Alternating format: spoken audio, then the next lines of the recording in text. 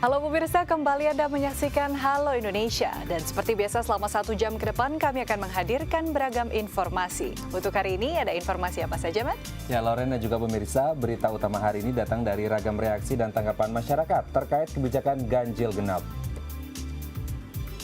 Ada pula mengenal sejarah Kerajaan Aru.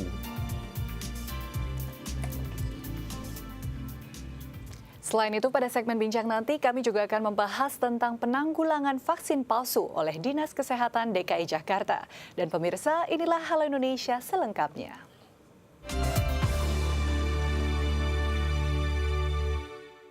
Ya pemirsa, pertanggal 27 Juli kemarin penerapan kebijakan nomor ganjil genap sudah resmi diuji coba. Lalu bagaimana tanggapan masyarakat terkait kebijakan alternatif pengganti pengurai kemacetan ibu kota pasca penghapusan 3-in-1 ini? Berikut liputannya untuk Anda.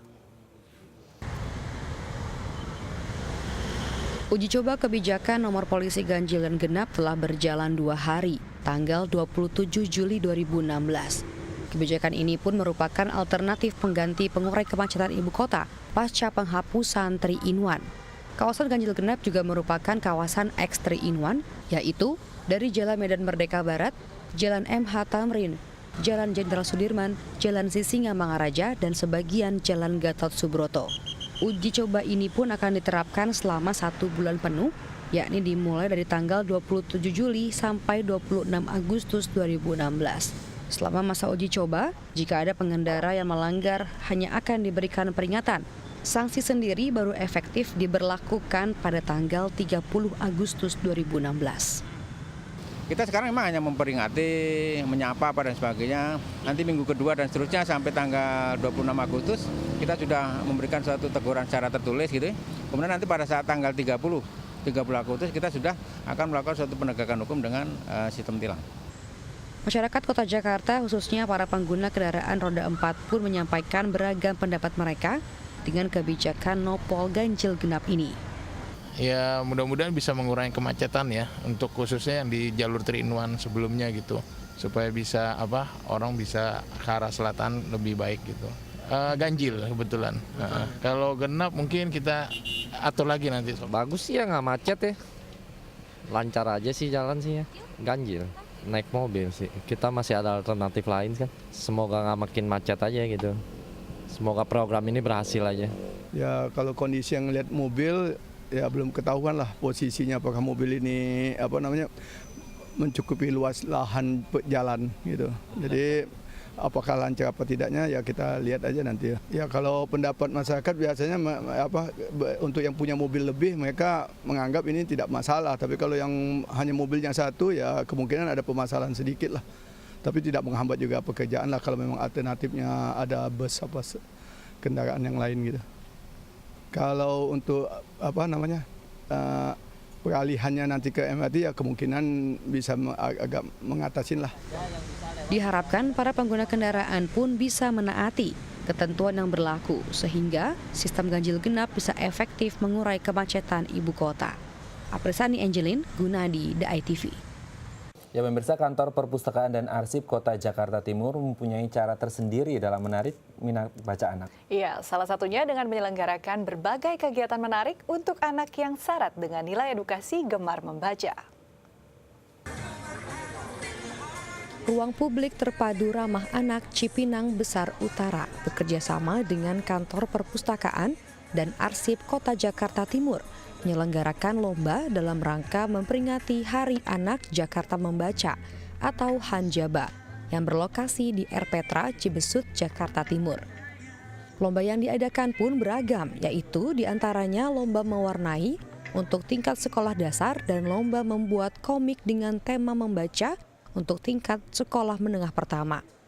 Ditujukan kepada sekolah-sekolah yang berada di kawasan Kecamatan Jatinegara, sebanyak 120 peserta untuk lomba mewarnai dan 85 peserta untuk lomba membuat komik yang diikuti oleh siswa-siswi dari sekolah negeri maupun swasta di wilayah Jakarta Timur. Nah, harapan saya ini berlanjut, jangan sampai di sini aja.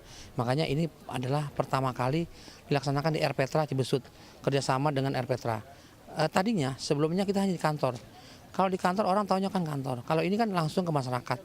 dampaknya luas sekali. Jadi ke depan kita akan terus buat di RPtra.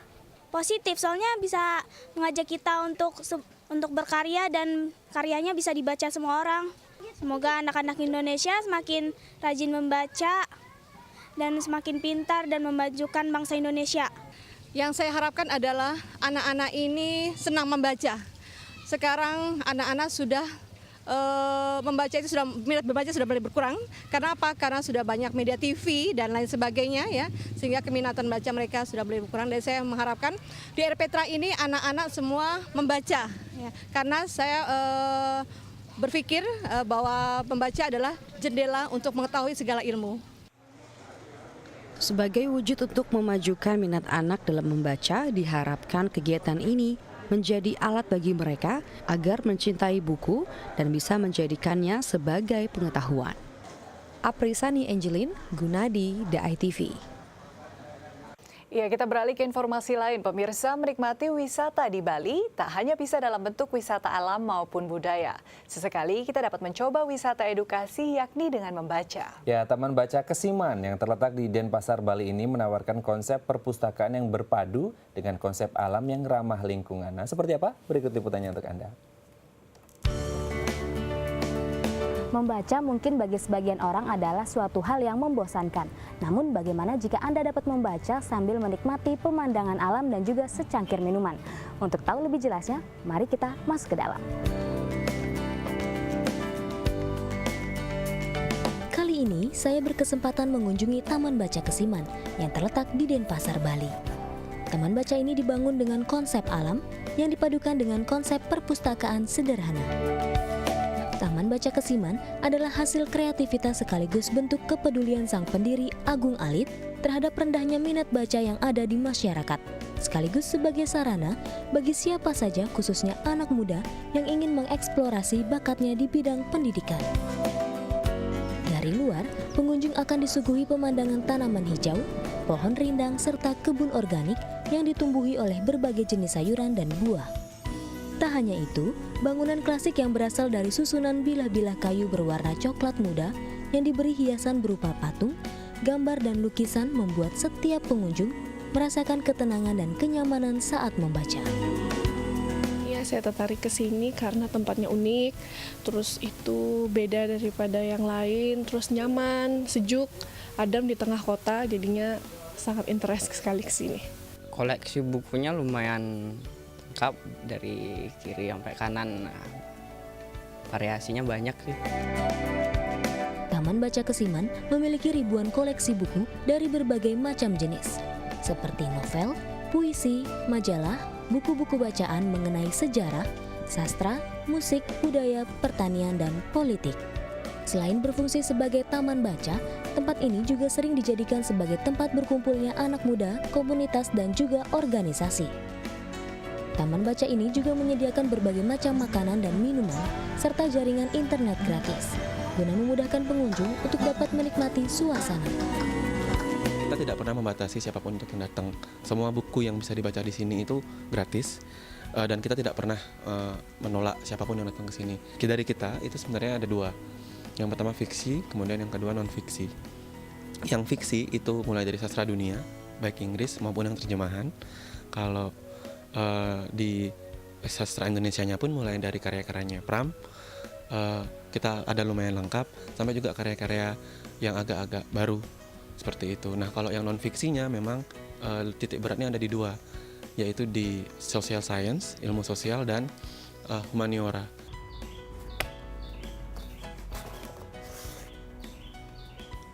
Bagi Anda yang ingin membaca di tempat ini, Anda bisa langsung datang ke Jalan Sedap Malam Kesiman dari jam 9 pagi hingga jam 6 sore. Dari Bali, Lydia Agustin, Jevier Almadinah melaporkan. Pemirsa, Indonesia masuk di posisi 3 dunia sebagai negara penghasil kopi. Namun ironisnya, masyarakat Indonesia justru jarang bisa mencicipi kopi lokal dengan kualitas yang prima. Ya, berangkat dari kepedulian dan rasa cinta pada cita rasa khas kopi lokal, sekelompok masyarakat membentuk komunitas pecinta kopi lewat media seni. Kenapa? Kopi Indonesia justru jadi barang mewah untuk negerinya sendiri. Masyarakat pun akhirnya kurang mengenal dan mencintai kopi dari tanah air. Inilah yang menjadi awal perjalanan Ardian Maulana membentuk komunitas Indonesian Latte Art Artist di tahun 2014.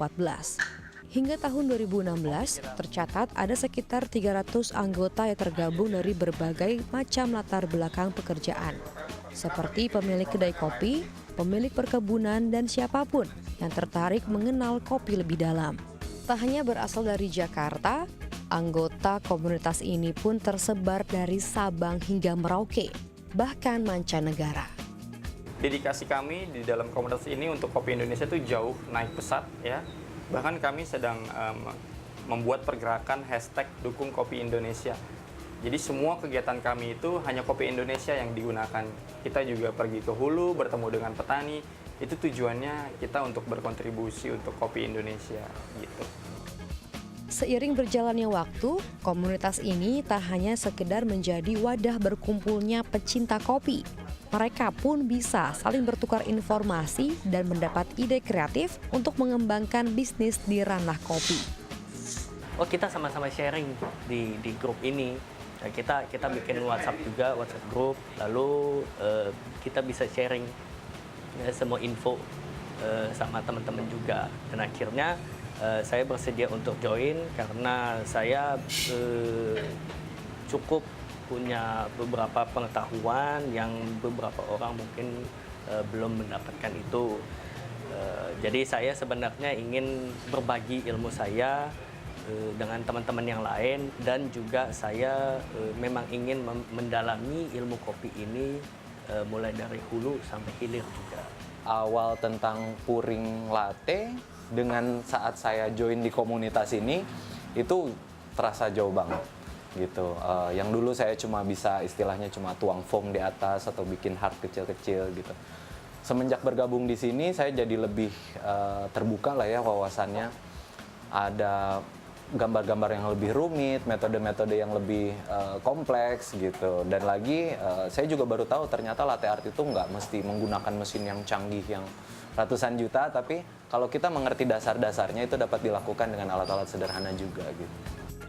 Albert Indrawan, Muhammad Saleh, Tim DAI TV, Tangerang, Banten. Ya, kalau ngomongin kopi, suka menghabiskan waktu atau chill out gitu nggak sih di kedai kopi, Loren? Kalau saya sih emang kebetulan selain suka menikmati cita rasa kopi, Matt, tapi juga suka menikmati ini nih, hiasan-hiasan yang suka ada di atas kopi tuh, yang kadang-kadang ada bentuk hati, terus bentuk daun, ada bentuk beruang, dan lain-lain lucu-lucu tuh. Betul sekali. Nah, inilah yang dinamakan dengan latte art. Nah, ternyata semakin menjamurnya kedai kopi sekarang ini, pemirsa, berbagai kreasi pun dilakukan untuk memanjakan para pecinta kopi, seperti dalam tayangan berikut ini. Pemirsa, ternyata menikmati kopi bukanlah hanya sekedar menjadi pelengkap, tapi sudah berubah menjadi gaya hidup. Berbagai kreasi kopi pun telah ditawarkan untuk dapat memanjakan para pencintanya. Salah satunya dengan menggabungkan unsur seni dengan teknik meracik kopi. Iya, inilah teknik latte art. Pemirsa mau tahu bagaimanakah teknik latte art itu sebenarnya? Pada kesempatan kali ini saya akan mengulik nih, bagaimana sih cara membuat latte art. Susah nggak ya pemirsa? Tapi sebelum itu, saya habisin kopi saya dulu ya. Bagi Anda pecinta kopi, mungkin minuman kopi latte sudah tak asing lagi ya. Dalam bahasa Italia, minuman ini memiliki arti kopi susu. Dalam pembuatannya, kopi ini akan dicampur dengan susu panas dan dipercantik dengan foam di atasnya. Pola yang dihasilkan pun beraneka ragam, mulai dari yang sederhana hingga yang memiliki tingkat kesulitan tinggi. Kali ini saya pun berkesempatan mengunjungi kedai milik Pak Ardian di kawasan Pondok Aren, Tangerang Selatan. Ia akan membagikan ilmu serta pengalamannya mengenai teknik dan tips membuat latte art yang baik. Mas, apakah setiap orang itu emang dia bisa melakukan latte art ini atau gimana sih? Bisa. Atau ada orang-orang khusus doang nih? Sebenarnya semua orang bisa bikin latte art. Kebetulan saya sendiri pengajarnya dan beberapa peserta malah orang yang awam sekali. Jadi latte art itu memang sebenarnya kita bisa melakukan latte art tanpa harus ada kopi di dalamnya. Cuman latte art itu sudah terkenal minuman kopi gitu kan. Jadi kita bikin latte art itu bisa pakai coklat, bisa pakai minuman yang lain berdasarkan powder yang kita pakai gitu. Untuk membuat latte art, pertama yang harus disiapkan adalah espressonya. Wah, saya pun bisa melihat bagaimana dari biji kopi ini diproses menjadi cairan kopi. Pertama-tama biji kopi digiling dengan mesin grinder. Setelah halus, sekarang nih saatnya membuat espresso dengan menggunakan mesin espresso. Tahapan selanjutnya, kita akan mencoba mengolah susu. Nah, ini adalah tahapan yang paling penting dalam pembuatan latte art. Karena kita harus berusaha membuat foam yang sempurna atau yang tidak ada busanya. Setelah itu, tahap pencampuran. Sebenarnya ada banyak teknik membuat latte art. Namun untuk pemula seperti saya, Pak Ardian pun mengajarkan saya tentang teknik free pour atau teknik memanipulasi jatuhnya latte ke dalam kopi. Sewaktu mendengar instruksi yang diberikan terdengar sangat mudah, tetapi setelah saya mempraktekkannya sendiri ternyata tak semudah kelihatannya. Oke, kalau belajar latte art itu kalau saya punya 3 hal, namanya personal comfortable. Pertama itu kontrol, yang kedua itu comfort, ketiga ini adalah mentalnya. Jadi kayak contohnya ini, misalkan kita latihan pouring latte art, kita tuh harus bisa nuang seperti ini tanpa terputus. Itu kita latihan pakai air aja setiap hari. Itu cara paling baik buat belajar bikin latte art. Jadi kontrolnya kita gerakin ke sini, ke sana, ke sini, jangan sampai terputus. Lalu comfortnya kita harus nyaman, cara pegangnya, cara megang cangkir dan pitchernya. Baru yang terakhir mentalnya, kita harus tahu kapan kita gambar artnya. Jadi instingnya juga dilatih. Seperti itu sih. Oke, wah, latte art saya sudah jadi. 1 cangkir kopi untuk pemirsa Halo Indonesia. Pemirsa, ternyata latte art tak hanya sekedar seni untuk membuat kopi menjadi lebih cantik, tapi cita rasa kopi juga harus tetap dijaga. Albert Indrawan, M. Saleh, Tim DTV, Tangerang, Banten. Wah, Mas, terima kasih. Ya, pemirsa, usai jeda kita akan berbincang tentang penanggulangan vaksin palsu oleh Dinas Kesehatan DKI Jakarta. Sesaat lagi tetap bersama kami di Halo Indonesia.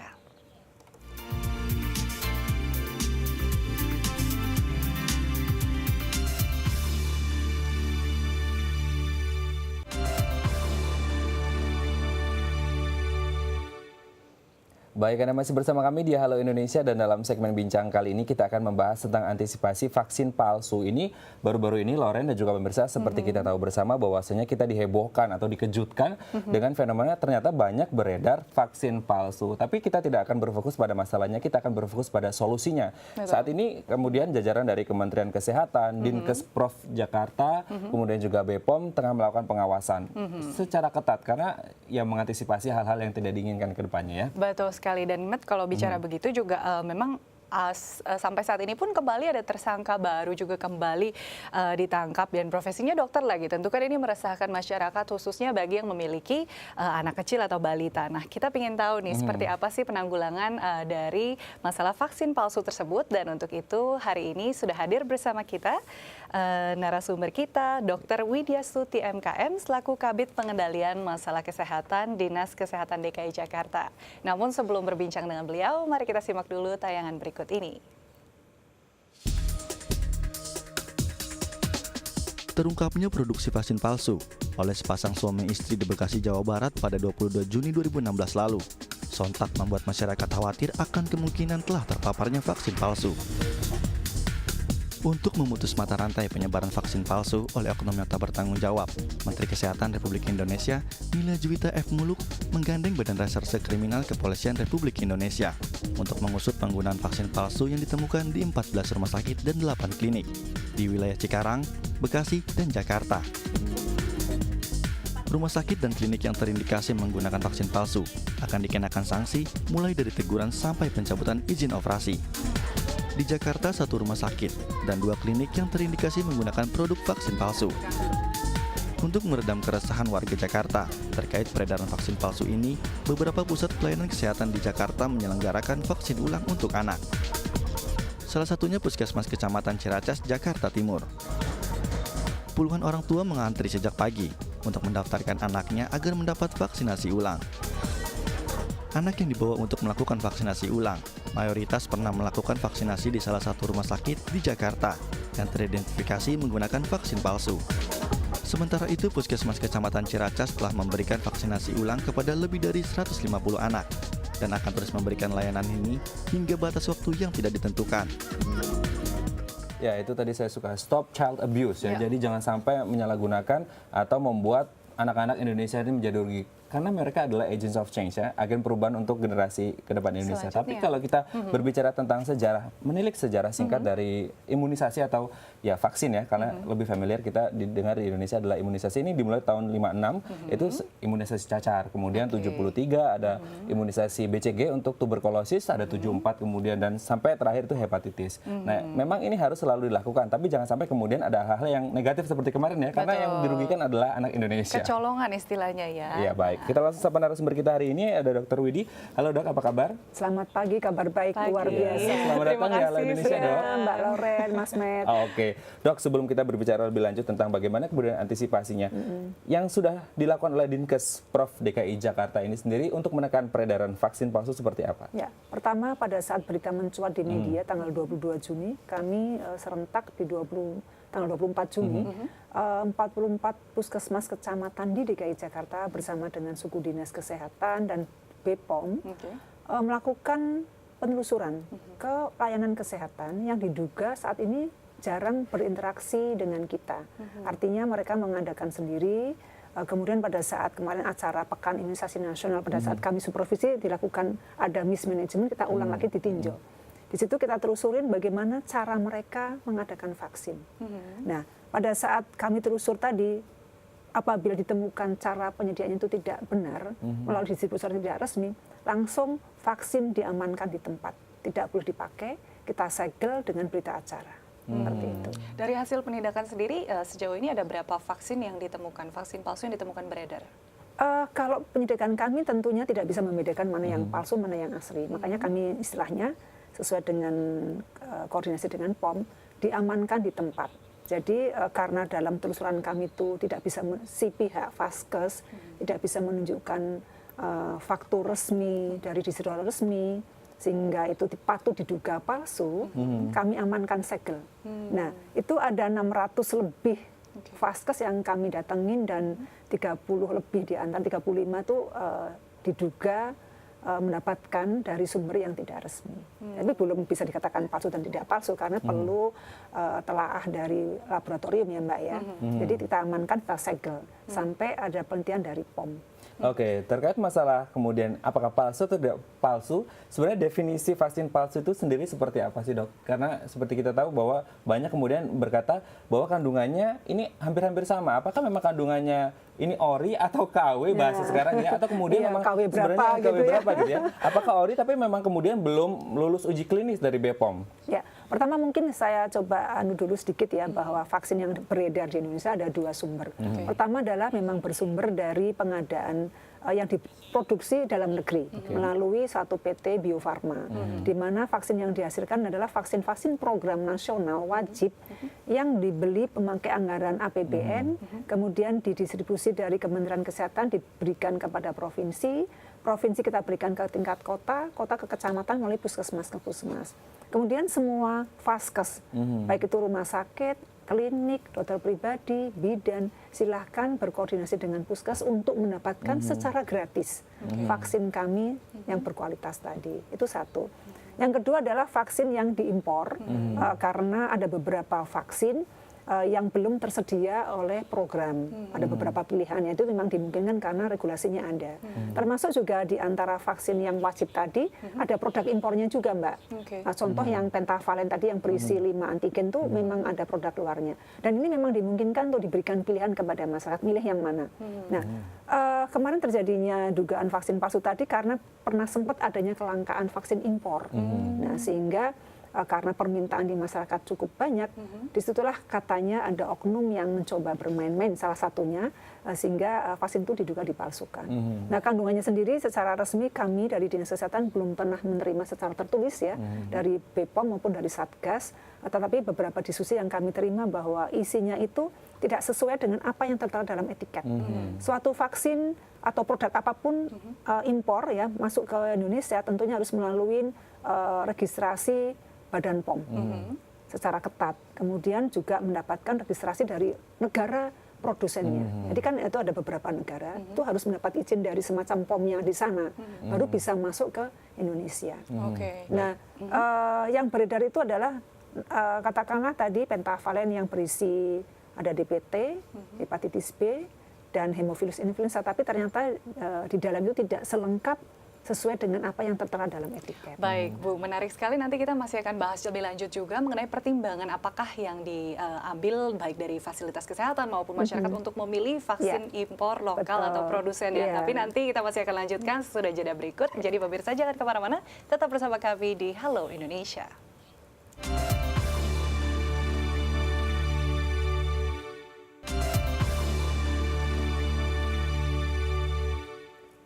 Baik, Anda masih bersama kami di segmen Bincang Halo Indonesia. Ini kalau kita berbicara tentang vaksin atau yang lebih dikenal dengan imunisasi, ini sebenarnya banyak sekali manfaatnya, terutama untuk penyakit menular. Seperti kita tahu, ada 2 jenis vaksin sebenarnya, vaksin virus dan juga vaksin bakteri. Kalau vaksin virus ini katakanlah seperti campak, polio, dan kemudian kalau vaksin bakteri ini seperti ya tetanus ya, seperti itu ya. Kemudian memang bagus manfaatnya untuk anak-anak ya. Tapi yang menjadi pertanyaan adalah kemarin kenapa kemudian ramai orang tua? Ya memang karena semua orang tua saya yakin ingin melakukan yang terbaik untuk anak-anaknya ya. Menjadi khawatir ya. Kita kembali lagi ke Dr. Widi.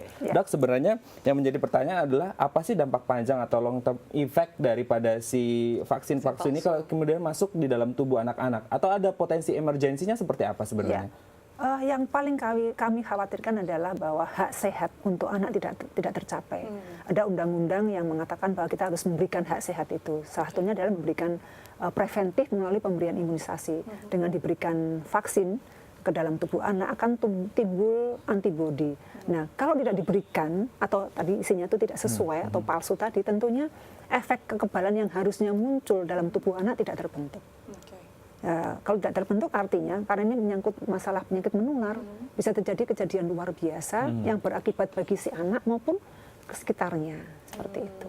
Nah, kita juga sering mendengar sudah marak nih di pemberitaan banyak efek samping yang mungkin terjadi baik dari jangka pendek maupun mungkin nanti kalau misalnya cara pembuatannya tidak steril bisa terjadi infeksi ya Bu ya.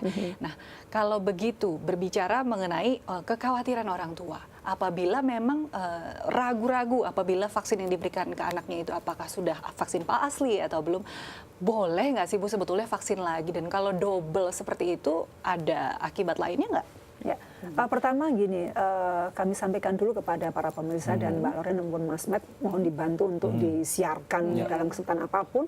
DKI Jakarta sudah mengambil alih masalah ini, Pemprovnya ya. Artinya kita sudah buka posko pengaduan di 44 puskesmas kecamatan. Semua warga, orang tua yang ragu-ragu, khawatir, cemas terhadap pertanyaan-pertanyaan sendiri, apakah palsu atau tidak, silakan disampaikan identitas dan di mana mendapatkan vaksin tersebut kepada teman-teman kami yang ada di kecamatan. Teman-teman kami akan di kecamatan akan mengidentifikasi, mencatat, kemudian mengkonfirmasi data ini kepada tim Satgas Nasional yang terdiri dari ada Bareskrimnya, ada BPOM-nya, ada Kementerian Kesehatan. Dalam data-data itu tadi verifikasi dilakukan karena semua data layanan yang diduga memakai vaksin palsu itu sudah menjadi barang putih dari Bareskrim. Sehingga nanti datanya dikompilasi, dicek and recheck ulang. Setelah terverifikasi nanti data ini akan diberikan lagi kepada kami. Kami akan teruskan lagi kepada Vaskes Puskesmas. Puskesmas akan menghubungin orang tua yang anaknya diduga menggunakan vaksin palsu. Nah, tentunya pada saat akan diberikan ulang Mbak Loren tidak serta-merta langsung datang, hayo suntik, enggak.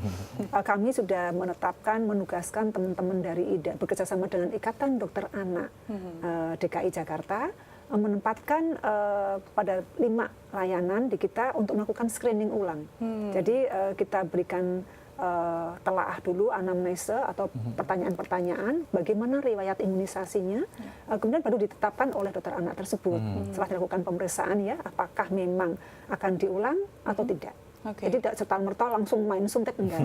Jadi di screening dulu oleh tim dokter anak. Dan bisa terdeteksi ya Bu ya? Telaahnya memang bukan harus lab, enggak ya, karena kan sangat sulit. Jadi kita lakukan dengan tadi pertama data terverifikasi berdasarkan riwayat dan kemudian verifikasi ulang di tempat antar dokter anak menanyakan kepada orang tua riwayat imunisasinya dengan melihat catatan-catatan yang ada di penyanyi si ibu tadi, si keluarga tadi, dan juga memeriksa kepada si bayi yang akan dilakukan imunisasi. Oke, Bu Dokter. Nah, kalau tadi kita bicara vaksin itu sudah ada yang lokal, sudah ada yang impor. Jadi memang kasus ini timbul bukan karena kurangnya vaksin di lapangan, tapi karena ada keuntungan ekonomi di situ ya. Salah satunya. Iya, saat ini untuk itu kita juga akan menyimak tayangan berikut ini mengenai vaksin lokal yang siap penuhi permintaan.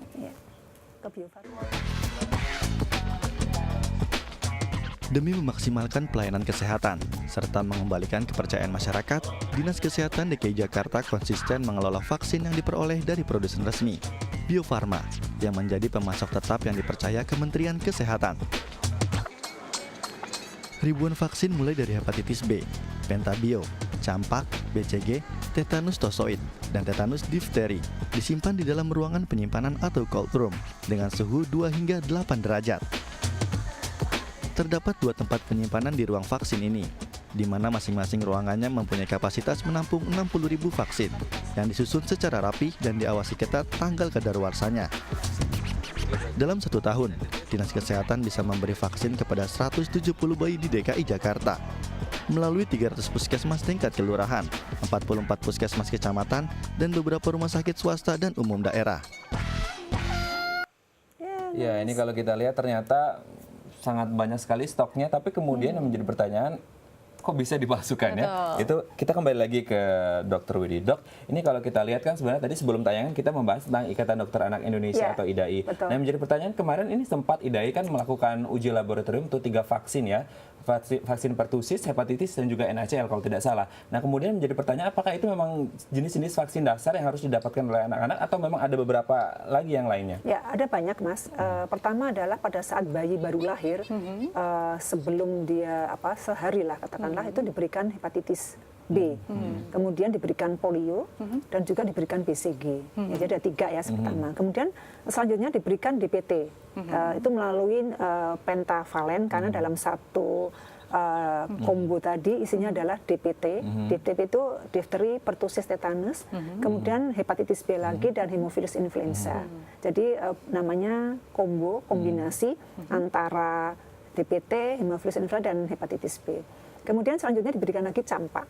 Jadi ada berapa? Ada banyak, 8 antigen yang diberikan kepada si anak sebagai vaksin wajib dasar untuk bayi umur 0 sampai 1 tahun.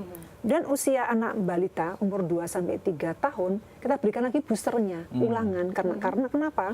Karena dikhawatirkan imunitasnya sudah menurun sehingga perlu ditambahkan. Pada saat anak usia sekolah, kelas 1, kelas 2, kelas 3 SD, kita berikan kembali beberapa jenis vaksin untuk meningkatkan daya tahan tubuh. Jadi sudah diatur sesuai dengan Permenkes dan sudah atas rekomendasi IDAI, itu memang wajib yang harus diberikan kepada anak. Di luar yang wajib memang ada beberapa pilihan tadi di luar yang bisa diberikan atas kesepakatan antara keluarga, masyarakat, orang tua sebagai wakil dari anak dengan dokternya. Jadi memang dilakukan secara berkala gitu ya, Bu, beberapa kali. Betul. Dan pasti nantinya untuk yang orang tua yang kebetulan anaknya mendapat vaksin palsu nanti bisa dikejar kan ya, Bu ya? Bisa. Untuk pemberian vaksin selanjutnya. Baik, Ibu, abis ini kita juga akan membahas nih tentang bagaimana upaya vaksinasi ulang di 5 posko yang diberikan secara gratis oleh Dinas Kesehatan. Tapi sesudah jeda berikut, pemirsa, jadi jangan kemana-mana, tetap bersama kami di Halo Indonesia.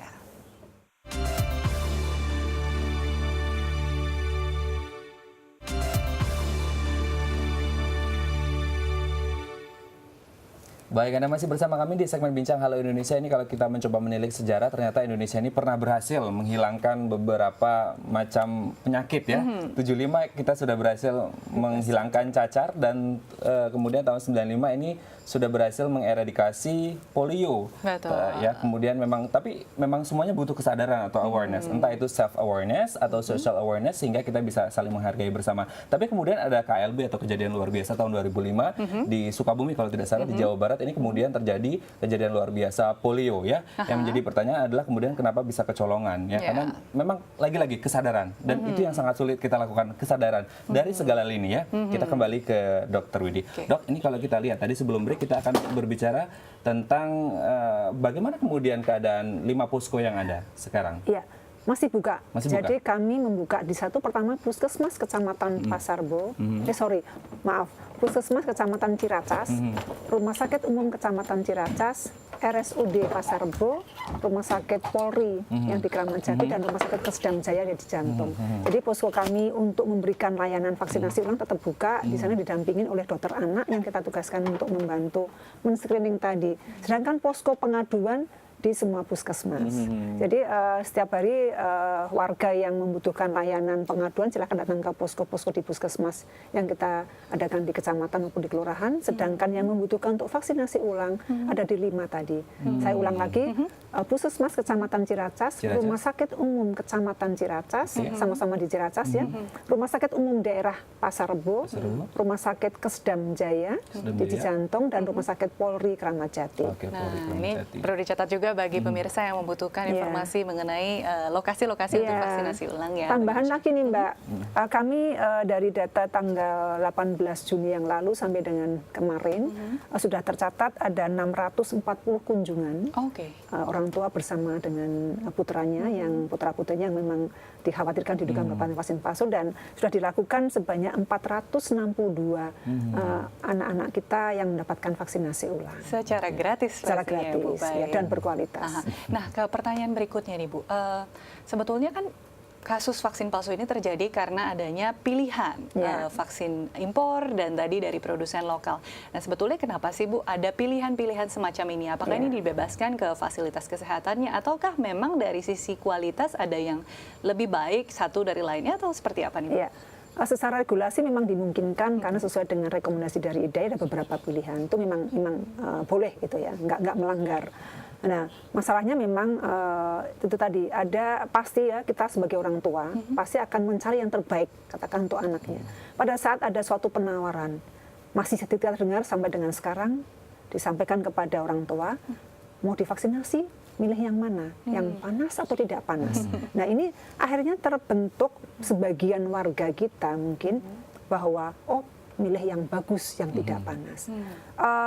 Memang kita sadarin bahwa vaksin lokal kita yang diproduksi oleh Bio Farma ada yang bisa menyebabkan panas, meskipun tidak semua Mbak. Dan itu nilai sangat kecil, sekitar 18%. Dan ini tidak berbahaya ya Bu ya? Sudah kita antisipasi dengan memberikan edukasi kepada orang tua bahwa nanti seandainya pasca imunisasi timbul keluhan apapun termasuk demam, kalau demam silahkan berikan penolong pertama obat penurun panas.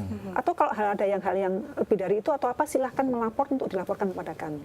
Kita punya Komnas Nasional KIPI, Kejadian Ikutan Pasca Imunisasi, dan Komda daerah di tingkat provinsi maupun di 5 kota di DKI Jakarta yang siap mendampingi seandainya pasca penyuntikan imunisasi terjadi hal-hal yang di luar yang kita inginkan. Baik, Dok, singkat saja ini karena kita terkait juga dengan waktu ya.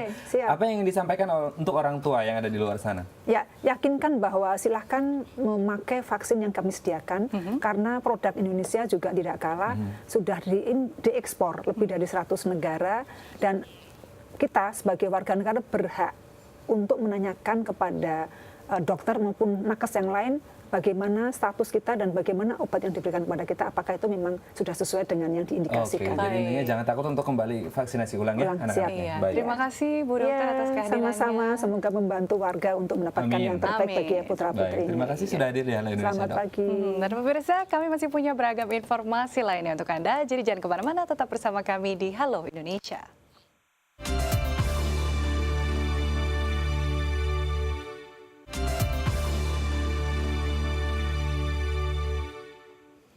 Ya pemirsa, dari sekian banyak kerajaan di Indonesia, ada satu kerajaan Islam, yakni Kerajaan Aru, yang hingga kini masih belum diketahui jejak pasti sejarahnya. Dan berikut ini kami akan ulas beberapa situs yang diyakini sebagai peninggalan Kerajaan Aru, kerajaan di pesisir pantai timur Sumatera yang pernah berjaya di abad 13. Ini dia.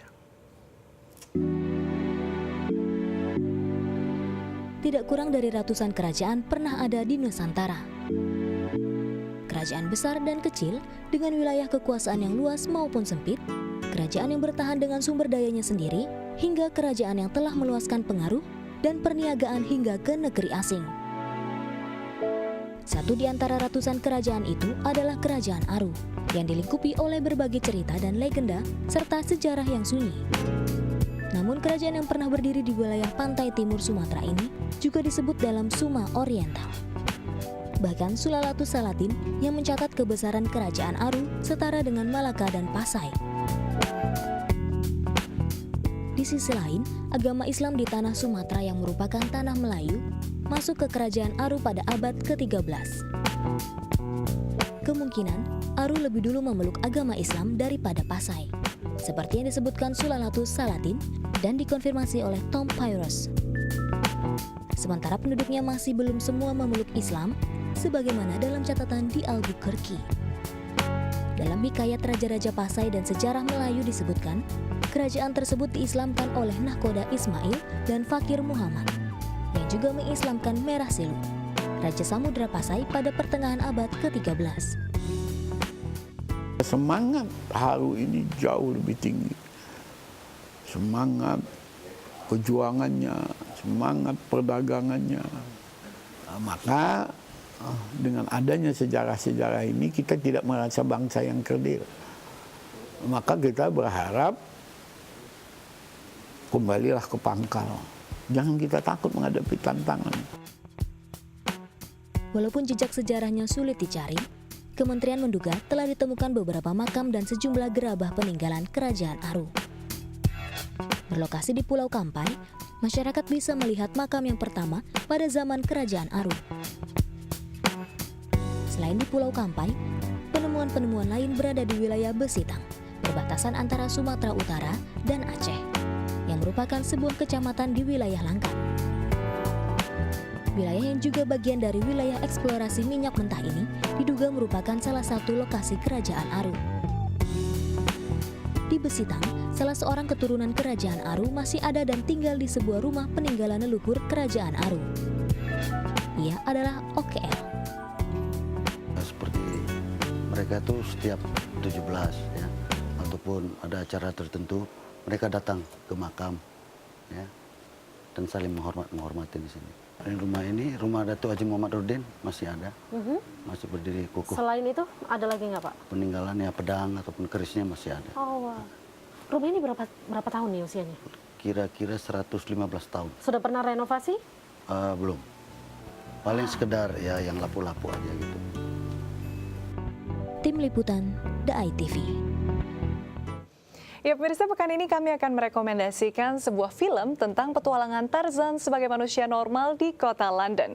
Di film ini, Tarzan diundang oleh Ratu Victoria untuk menyelidiki sebuah kasus di Kongo. Kisah penyelidikan ini dapat Anda saksikan pada film berjudul The Legend of Tarzan.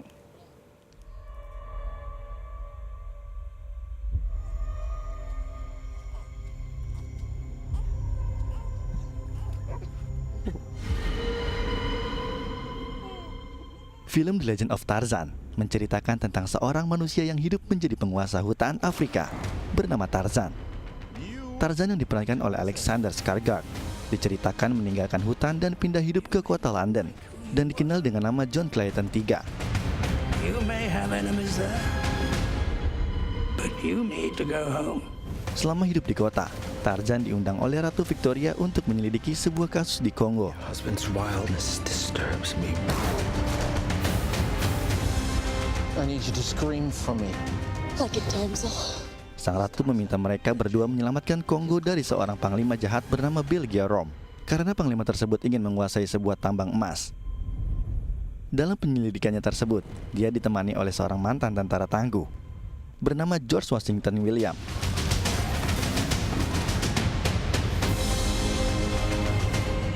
Kisah ini pun dibalut dengan romansa kehidupan Tarzan dan istrinya Jen, reporter yang diperankan oleh Margot Robbie. We don't stand a chance. A normal man can do the impossible to save the woman he loves. My husband is no normal man. Ya, berikut ini kami hadirkan perakiraan cuaca untuk sejumlah wilayah di Indonesia.